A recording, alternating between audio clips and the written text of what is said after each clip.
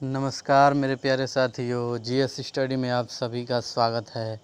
जैसा कि आप जानते हैं, इस चैनल पर मध्यकालीन इतिहास जो कि पूरा सिलेबस ख़त्म किया जाएगा इस चैनल पर, आज उसी का पार्ट 1 का क्लास 2 लेकर आए हैं। और यह शानदार नोट्स आपके एग्ज़ाम के लिए बहुत ही इम्पोर्टेंट साबित होने वाला है। अगर आप कोई भी कॉम्पिटिटिव एग्ज़ाम की तैयारी कर रहे हैं तो आप हमारे चैनल से जुड़िए और अपने जीके जीएस की तैयारी को और बेहतर बनाएं। तो चलिए शुरू करते हैं। आज पार्ट 1 का क्लास 2 मोहम्मद गोरी से आज हमारा शुरू होगा और उसके बारे में हम जानेंगे।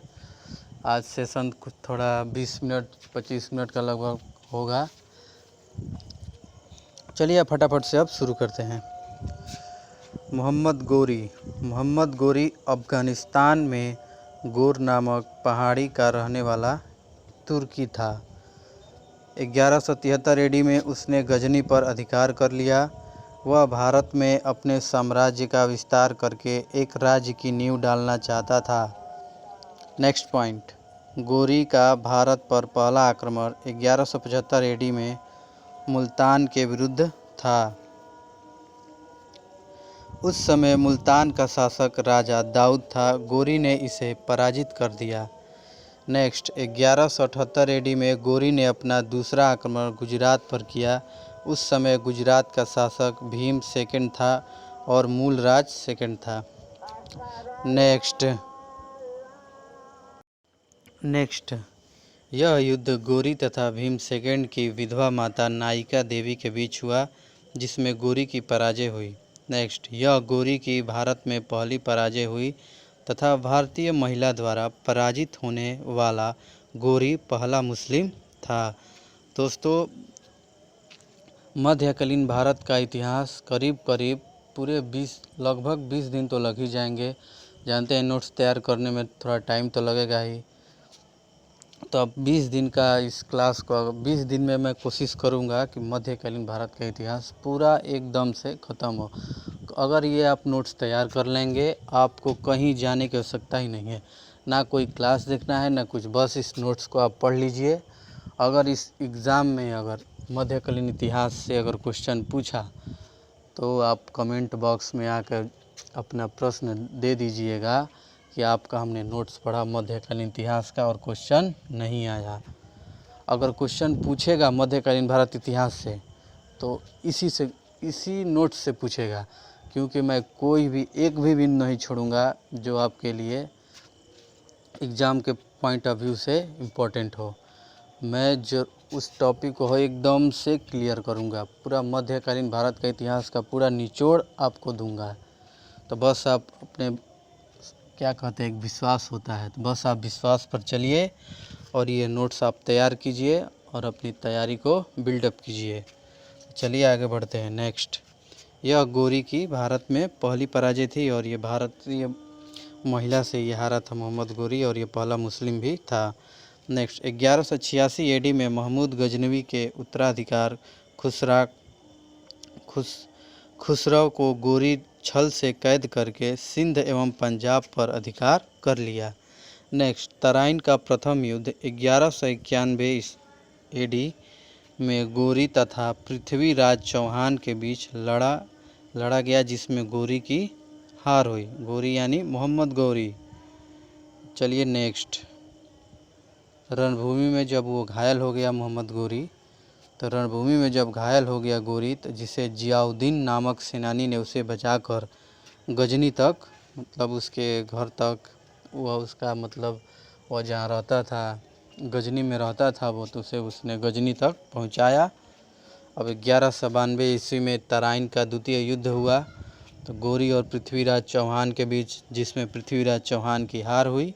इसी युद्ध ने मुसलमानों के लिए दिल्ली का दरवाज़ा खोल दिया। नेक्स्ट, भारत में मुस्लिम साम्राज्य की स्थापना मोहम्मद गोरी को माना जाता है। 1194 ईस्वी में इटावा एवं फर्रुखाबाद के बीच स्थित चंद्रावर नामक स्थान पर मोहम्मद गोरी की विजय हुई। नेक्स्ट, मोहम्मद गोरी ने इंद्रप्रस्थ नगर में सैन्य, इधर का आपको दिखाई नहीं दे रहा होगा, नगर में सैन्य टुकड़ी की एक शिविर डालकर भारत में जीत हुए क्षेत्रों का प्रतिनिधित्व कुतुबुद्दीन ऐबक के साथ सौंप दिया और गजनी चला गया। नेक्स्ट है, इसे आप समझिए, एकदम पूरा विस्तार से ये नोट्स हमने आपके लिए बनाया है, बस आप पढ़िए और समझिए और इसे याद कीजिए और अपने कॉपी में इसे पॉइंट जरूर कर लीजिएगा, नोट जरूर कर लीजिएगा। मोहम्मद गोरी 1205 ईस्वी में गजनी जा रहा था। उसी समय सिंधु नदी के पास खाखरों द्वारा उसे घेर लिया गया, जिसे कुतुबुद्दीन ऐबक के साथ इल्तुतमिश ने जाकर खोखरों को पराजित किया। उस उपकार के बदले में गोरी ने अपने दास को आदेश दिया कि तुम इल्तुतमिश के साथ अच्छा व्यवहार करना तथा उसे दासता से मुक्त कर देना। दासता यानी दास।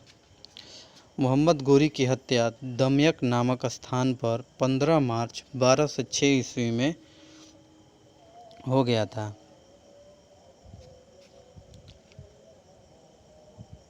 उसकी खाखरों ने नमाज अदा करते वक्त, आप देखिए, 1 मिनट रुकिए, खाखरों ने नमाज अदा करते वक्त उसे मार दिया था। मोहम्मद गोरी को गजनी में दफनाया गया था। नेक्स्ट है, मोहम्मद गोरी के दास कुतुबुद्दीन ऐबक ताजुद्दीन, ताजुद्दीन, ये देखिए, ये ताजुद्दीन है, ताजुद्दीन यल्देवुज नासुरुद्दीन कुबाचा बख्तियार खिलजी थे। 1193 ईस्वी में बख्तियार खिलजी ने बिहार जाकर नालंदा विश्वविद्यालय में आग लगाकर विध्वंस कर दिया था। जैसा कि आप सभी जानते हैं कि नालंदा विश्वविद्यालय बहुत ही बड़ा विश्वविद्यालय था।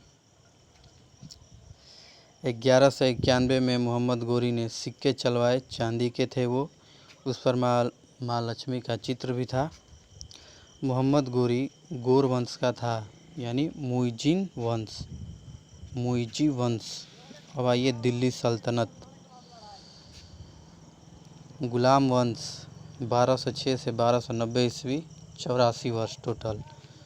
गुलाम वंश का संस्थापक कुतुबुद्दीन ऐबक था, किंतु वास्तविक संस्थापक या संप्रभु उसका संस्थापक इल्तुतमिश को मानते हैं या इल्तुतमिश को भी जानते हैं लोग। ऐबक को कुरान का लाख बख्श, पीलू तथा चंद्रमा का स्वामी भी कहा जाता है। ऐबक यानी कुतुबुद्दीन ऐबक, उसी को मैंने एक शॉर्ट में लिखा है ऐबक, उसी को हम कुतुबुद्दीन ऐबक को ये सब नामों से उसे जाना जाता था। ऐबक को निसापुर के काजी अजीज कुफी के द्वारा गजनी ले जाकर मोहम्मद गोरी को बेचा गया था। मोहम्मद गोरी की मृत्यु के बाद लाहौर के तुर्की के सरदारों ने 24 जून 1206 ईस्वी में लाहौर में उसका राज्याभिषेक करवाया। दोस्तों, यह नोट्स आपके लिए इतना शानदार होने वाला है, अगर आप इसे अच्छे से पढ़ लेंगे तो आपको कहीं भी कुछ भी मध्यकालीन भारत का इतिहास पढ़ने की ज़रूरत ही नहीं पड़ेगी, कोई भी क्लास नहीं देखनी पड़ेगी। और इस चैनल पर जीके जीएस का पूरा एकदम फ्री नोट्स प्रोवाइड किया जाएगा आपको, कोई भी टॉपिक नहीं छूटेगा। धीरे धीरे हम सब पर बढ़ेंगे और सबका नोट्स हम आपको प्रोवाइड कराएंगे जीके जीएस से संबंधित। आगे चलिए। ऐबक ने अपनी राजधानी लाहौर में बनाया था। मोहम्मद गोरी ने ऐबक को मालिक एवं सिपाह सलार की उपाधि प्रदान की थी। अब आइए नेक्स्ट। 1208 ईस्वी में गोरी के भतीजे गियासुद्दीन मोहम्मद द्वारा ऐबक को दासता से मुक्त प्रमाण पत्र प्रदान किया गया था। 1210 ईस्वी में पोलो यानी चौगान खेलते हुए घोड़े से गिरकर, एक पोलो गेम होता है, पोलो आपने देखा भी होगा, घुड़सवारी करके वो खेला जाता है, घोड़े से गिरकर ऐबक की मृत्यु हुई थी। इसकी मृत्यु लाहौर में इसका मृत्यु लाहौर में हो गया था और इसका कुतुबुद्दीन ऐबक का मकबरा भी लाहौर में है। कुतुबुद्दीन ऐबक के इतिहासकार, देखिए उसके इतिहासकार हैं हसन निजामी, फ़क्र मुदव्विर। इन दोनों के ये पुस्तक हैं। इसकी रचना ताजुल मासीर है और फ़क्र मुदव्विर। कुतुबुद्दीन ऐबक की स्थापत्य कला में योगदान। आइए देखते हैं। कुव्वत उल इस्लाम ऐबक ने दिल्ली में मेहरौली नगर की आधारशिला रखी। इस नगर में कुव्वत उल इस्लाम मस्जिद का 1197 ईस्वी में निर्माण करवाया। यह मस्जिद जैन एवं वैष्णव मंदिरों के अवशेषों पर बनाई गई थी और बनाई गई अभी भी है। यह तुर्कियों या मुसलमानों द्वारा भारत में बनाई गई पहली मस्जिद थी। ये क्वेश्चन आपसे सीधे पूछ सकता है, भारत में पहली मस्जिद कौन सी है? तो कुव्वत उल इस्लाम उस मस्जिद का नाम है। 2.5 दिन का झोपड़ा, ये भी देखिए, इससे भी कुछ जानिए, कुछ फैक्ट हैं इससे भी जुड़े। यह मस्जिद ऐबक द्वारा 1200 AD में अजमेर नगर में गढ़वाल वंशी शासक विंसहराज चतुर्थ विंसल देव द्वारा बनाए गए संस्कृत विद्यालय पर निर्मित कराई गई थी। इसीलिए इसे 2.5 दिन का झोपड़ा नामक मस्जिद कहते हैं। एक संस्कृत का विद्यालय था, उसी पर इन्होंने उसे उस पर बनाया था। भाई इन लोग जिसका शासन अब जो ऐसा राजा रहेगा वो जो चाहेगा वो तो कर ही लेगा। कुतुब मीनार, अब देखिए कुतुब मीनार का निर्माण ऐबक द्वारा 1192 ईस्वी में प्रारंभ में करवाया गया था। कुतुब मीनार दिल्ली के महरौली नगर में स्थित है। सूफी संत कुतुबुद्दीन बख्तियार काकी की स्मृति में ऐबक ने निर्माण करवाया था कुतुब मीनार का। कुतुबुद्दीन ऐबक ने 1192 ईस्वी में उसका पहला तल्ला बनाया था। एक जैसे अब कोई सारी एक बिल्डिंगें नहीं देखते, ये पहला तल्ला, ये दूसरा तल्ला, ये तीसरा तल्ला, उसी तरह उसने उसका फर्स्ट फ्लोर उसने कुतुबुद्दीन ऐबक ने बनाया था। और इल्तुतमिश ने 2 से 4 तल्ले बनवाए थे 1220 ईस्वी में। और फिरोज शाह तुगलक 5वां तल्ला बनाया था 1369 ईस्वी में। सिकंदर शाह लोदी इसने पुनर्निर्माण का कार्य करवाया था 1505 ईस्वी में। इसके आधार की लंबाई 47 फीट यानी 14.3 मीटर है कुतुब मीनार की, और इसकी कुल ऊंचाई 240 फीट है। अब देखिए आराम शाह 1210 से 1211, ये टोटल इनका राज्यकाल 8 माह तक रहा। कुतुबुद्दीन ऐबक के बाद लाहौर के सरदारों ने आराम शाह को शासक बनाया, परंतु परिस्थितियों को देखते हुए दिल्ली के सिपह सलारों एवं सरदारों के बंदायूं के सूबेदार इल्तुतमिश को दिल्ली में अपना शासक चुन लिया। नेक्स्ट है, जिसकी जानकारी आराम शाह को मिली वह दिल्ली के तरफ अमरोहा नामक स्थान पर आ डटा, जहां इल्तुतमिश ने उसे पराजित किया। अब देखिए शख्स-ए-दीन इल्तुतमिश 12 से 11 से 36 AD। इल्तुतमिश तुर्किस्तान का शख्सी वंश का इल्बरी तुर्की था। इसके पिता का नाम इलाम खां था। नेक्स्ट, कुतुबुद्दीन ऐबक ने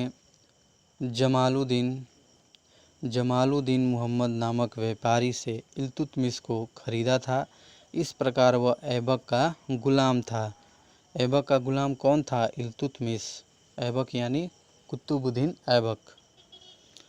नेक्स्ट, ऐबक का गुलाम होने के कारण इल्तुतमिश को गुलामों का गुलाम कहा जाता है। इल्तुतमिश की राजधानी दिल्ली थी। कुतुबुद्दीन ने इल्तुतमिश को सर-ए-जहांदार यानी शाही सेना का प्रमुख पद पर नियुक्त किया था। कुतुबुद्दीन ऐबक ने इल्तुतमिश को एक शाही सेना के प्रमुख पर उसको पद नियुक्त किया था। ऐबक ने उसे बंदायूं का इक़्तिदार बनाकर अपनी पुत्री से इल्तुतमिश का विवाह करा दिया। अब कार्य तुर्कान-ए-चिलगानी का संगठन, आइए देखते हैं। इल्तुतमिश ने कुतुबी सरदारों कुतुबुद्दीन ऐबक के सरदार और मुइज़्ज़ी सरदारों मोहम्मद गौर के सरदार के भय से अपनी शक्ति को मजबूत करने के लिए अपना विश्वास पात्र चालीसा गुलामों का एक संगठन बनाया, जिसे तुर्कान-ए-चिलगानी चालीसा या चरगान के नाम से जाना जाता है। अब देखिए ये दूसरा, ये सब इल्तुतमिश के हैं। इल्दौज की पराजय या तराइन का तृतीय युद्ध 1215 से 16 AD। 1215 ईस्वी में ख्वारिज़्म शाह से पराजित होकर एलदौज भारत की तरफ अग्रसर हुआ तथा नासिरुद्दीन कुबाचा से लाहौर को छीनकर पंजाब में यानेश्वर पर अधिकार करके तराइन के मैदान में आ डटा, जिसके परिणाम स्वरूप इल्तुतमिश ने तराइन के युद्ध के मैदान में जाकर एल्दोज को पराजित किया और उसे बंदायूं के कैद में डाल दिया गया, जहां उसकी मृत्यु हो गई। इसी युद्ध को तराइन का तीसरा युद्ध बोलते हैं। तराइन का तीसरा युद्ध कब हुआ था? 1215 ईस्वी में हुआ था। 1215 और 16 AD के बीच में हुआ था। अब देखिए मंगोलों का आक्रमण। इल्तुतमिश के शासनकाल में मंगोल नेता चंगेज खां मूल तिमुचिन ने ख्वारिज्म पर आक्रमण करते हुए जलालुद्दीन मंगवर्नी का पीछा करते हुए सिंधु नदी के तट पर पहुंचा। मंगवर्नी ने इल्तुतमिश ने उसकी सहायता नहीं की। इसके पीछे का कारण था कि मंगोलों से शत्रुता न मूलने चंगेज खां ने सिंध के क्षेत्रों को लूटकर 1224 AD में वापस चला गया। इस तरह मंगोलों के आक्रमण से इल्तुतमिश ने बचाया अपने साम्राज्य को। अब देखिए नासिरुद्दीन कुबाचा की पराजय। 1217 AD में इल्तुतमिश ने कुबाचा से लाहौर को छीन लिया। इल्तुतमिश के भय से कुबाचा सिंध नदी में कूदकर जान दे दी। 1228 AD में जान दे दी। अब देखिए बंगाल विद्रोह। 1229 AD में हुए बंगाल में विद्रोह को इल्तुतमिश ने शांत किया था।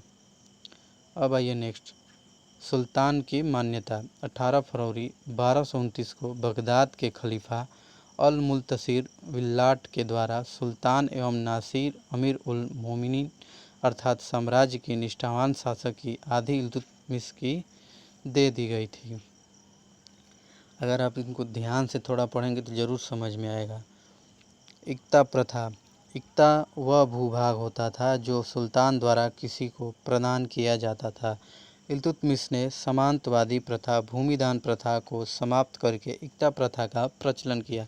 देखिए दोस्तों, मैं ये नहीं कहूँगा, अगर आप मध्यकालीन इतिहास को पढ़ेंगे तो अगर आपको इसे पढ़ना पड़ेगा। अगर आप किसी भी चैनल पर या किसी कोचिंग संस्थान में पढ़े हैं तो अगर आपको नोट्स नहीं बनाया तो यहाँ से आप नोट्स बना सकते हैं और समझे होंगे तो आपको ये प्रश्न जो मैं बोल रहा हूँ, जो मैं नोट्स लिखवा रहा हूँ, आपको समझ में ज़रूर आएंगे। अगर कोई टॉपिक है जिससे कोई भी प्रश्न हो गया आपको समझ में ना आए तो आप कमेंट बॉक्स में अपना प्रश्न दीजिए, मैं उसका जवाब दे दूँगा।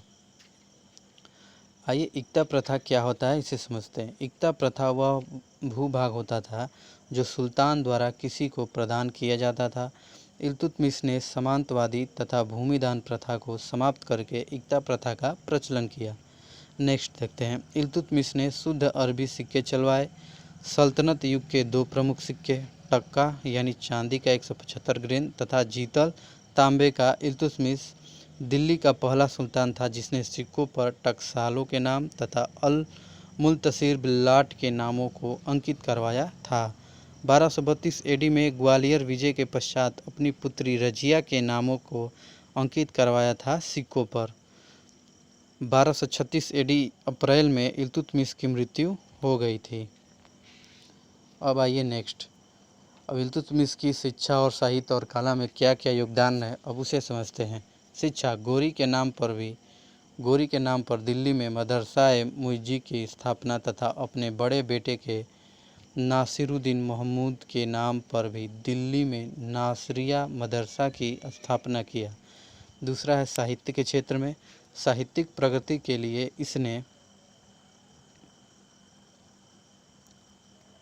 इसने मिनहाज उस सिराज ने फारसी भाषा में तबकात-ए-नासरी नामक ग्रंथ की रचना की। उसने यह ग्रंथ इल्तुतमिश के पुत्र नासिरुद्दीन महमूद को समर्पित किया। नेक्स्ट है कला के क्षेत्र में।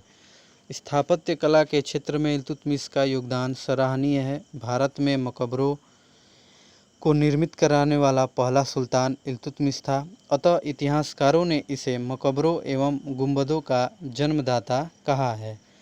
मकबरों और गुंबदों का जन्मदाता इल्तुतमिश को इतिहासकारों ने कहा है। अब आइए नेक्स्ट आगे बढ़ते हैं।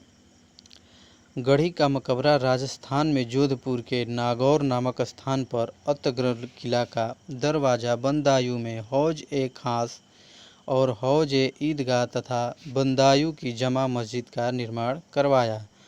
रुकनुद्दीन फिरोज शाह 1236 AD कुल 7 माह तक यानी 7 महीने इसका शासनकाल रहा। इल्तुतमिश का उत्तराधिकारी उसका छोटा पुत्र रुकनुद्दीन फिरोज शाह हुआ। अब आइए नेक्स्ट। फिरोज शाह आलसी एवं विरागी प्रवृत्ति का होने के कारण राज्य में उसका विद्रोह होने लगा। अब विद्रोह हुआ तो उस विद्रोह को दबाने के लिए रुकनुद्दीन दिल्ली से बाहर चला गया। तभी अब ये रजिया को वो भी अब शासन करना चाहती थी। किसको भाई? वो भी शासन करना चाहती थी कि मैं भी राजा बन जाऊं। तो उसने इस मौके का फ़ायदा उठाया। उसने लाल रंग का कपड़ा पहना और न्याय की भीख मांगी, जिसे तुर्की अमीरों ने स्वीकार किया और रजिया को दिल्ली का शासिका घोषित कर दिया। राजिया ने रुकनुद्दीन फिरोज शाह को दिल्ली की शासिका घोषित कर दिया और कैद खाने में ही कुछ समय पश्चात रुकनुद्दीन की मृत्यु हो गई। जैसे ही रजिया सुल्तान शासक बनी तो उसने रुकनुद्दीन को कारागार में डलवा दिया और कारागार में कुछ ही दिन वहाँ रहा और उसके कारागार में उसकी मृत्यु हो गई। तो चलिए आज के लिए बस इतना ही रखते हैं और अपनी तैयारी को चालू रखिएगा। कंसिस्टेंसी अपनी तैयारी में रखिए, आप ज़रूर सफल होंगे। और आगे हम कल पढ़ेंगे रजिया सुल्तान से शुरू करेंगे। और कल फिर से जुड़ना ना भूलिएगा। अगर आप इस चैनल पर नए हैं तो प्लीज़ मेरे चैनल को सब्सक्राइब करें और अपने दोस्तों के साथ शेयर करें। चलिए मिलते हैं कल। जय हिंद, जय भारत।